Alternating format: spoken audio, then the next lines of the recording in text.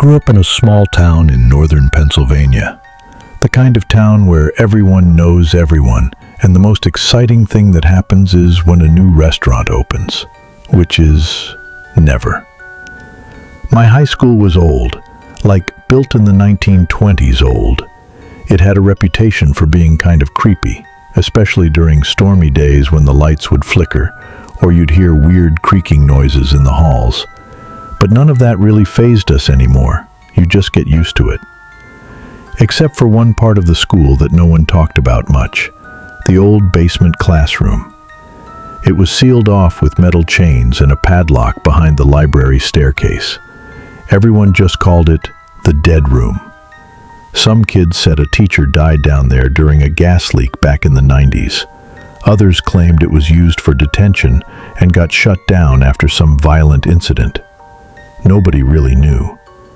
But it became sort of a tradition that on the last day of senior year, someone would try to sneak down there. This year, it was our turn. My friends and I, Lila, Marcus, Danny, and me, had planned it for weeks. Danny stole a copy of the janitor's old key from his uncle, who worked maintenance for the district. We waited until after the final bell rang and the school emptied out. Everyone was heading home for summer, the perfect time. We snuck back inside through the band room exit, crept past the library, and made our way to the chained-off staircase. The moment we unlocked the chains and started going down, it felt wrong. The air was colder. The smell was moldy, wet, like something had been rotting for years. The lights flickered above us as we reached the bottom of the stairs. At first glance, it just looked like an abandoned classroom. Cracked chalkboard, rusted desks, old posters on the wall for decades-old science fairs. But then we noticed strange things. The chalkboard still had writing on it. Attendance: Heather, present. Mark, present. You, next. We laughed nervously, probably a prank from another group of seniors. But Lila pointed out something that made us all shut up. The chalk was still warm. Danny opened a drawer in the teacher's desk and pulled out a binder labeled 1994, third period. The last page was dated June 10th, the exact same date as today, only 30 years ago. Every student's name was checked off, except the last one, a space, a blank line. Then we found the Polaroids. They were taped to the inside of a supply closet door, dozens of them, all of students sitting at those same desks, all with scared, blank stares. Some looked like they were crying. Some weren't alone in the picture. There were shadows behind them, shapes. And then we saw the last photo. It was blurry but unmistakable. It was us, standing in that very room. We turned our phone lights on. Lila screamed. Marcus pointed toward the board. It now read, "You shouldn't have come back." Suddenly, Danny bolted out the door. We heard his footsteps echo through the hallway, then stop. Dead silence. We yelled his name. No answer. Just the sound of dripping water and distant creaks. Marcus took off after him. Lila grabbed my arm and whispered, "Something's not right. This isn't just abandoned. This place, it remembers people." Lila and I crept out, calling their names. The hallway stretched far longer than it should have. It felt like the layout of the school had changed. Then we found Danny's phone.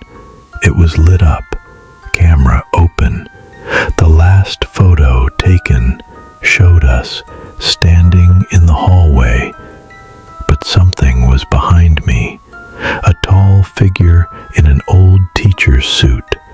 No eyes, no mouth, just an empty face, like skin stretched over nothing. We turned and ran.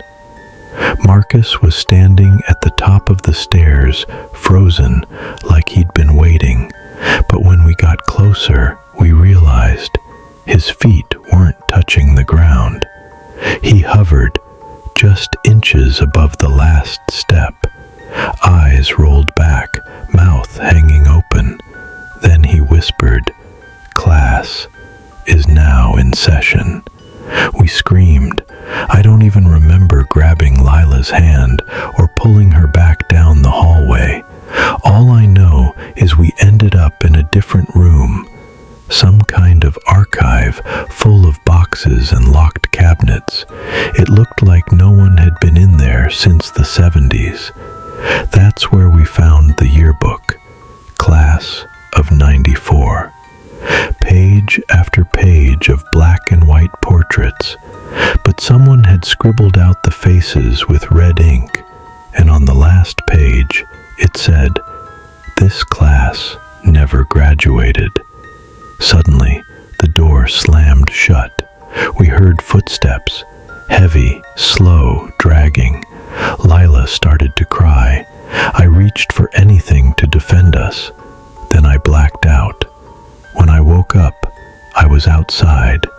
It was morning, birds chirping, sun shining, summer. I was on the grass behind the school, alone. No Lila, no Danny, no Marcus. I ran to the front office, panicking, and told them everything. They looked at me like I was insane.